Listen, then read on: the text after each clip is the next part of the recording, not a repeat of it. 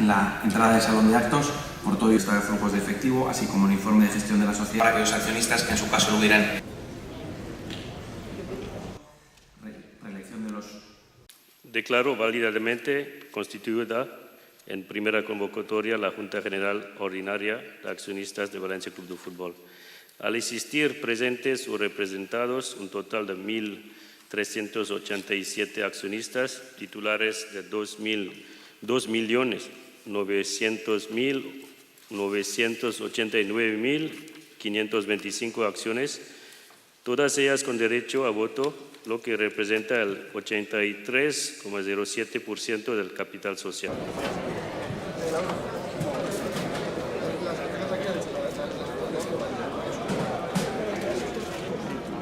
¿Cómo